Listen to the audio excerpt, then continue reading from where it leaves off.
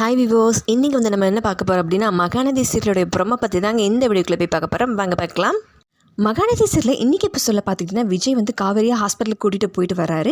ஏன்னா காவேரிக்கு வந்து அம்மா போட்டதுனால எங்கள் குழந்தைக்கு அந்த அம்மா பரவிடுமோன்னு சொல்லி ரொம்ப காவேரி பயப்படுறதுனால அதனால் காவேரி ஹாஸ்பிட்டலுக்கு கூட்டிகிட்டு போயிட்டு வராரு விஜய். செக் பண்ணியும் பார்க்குறாங்க. ஆனால் பேபிக்கு எந்த ப்ராப்ளம் இல்லைன்னு சொல்லி டாக்டர் சொல்லிடுறாங்க.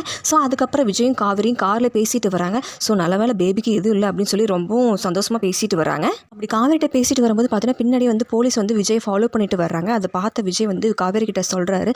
கார்லேருந்து எஸ்கேப்பும் ஆயிடுறாரு. வண்டியை வந்து காவேரி தான் அதுக்கப்புறம் ஓட்டுறாங்க. போலீஸ் வந்து காரை ஸ்டாப் பண்ணி விஜய் எங்கேன்னு வந்து காவேரி கிட்ட கேட்குறாங்க. எனக்கு தெரியாது சார் அப்படின்னு சொல்லி போலீஸ் கிட்ட சொல்கிறாங்க காவேரி.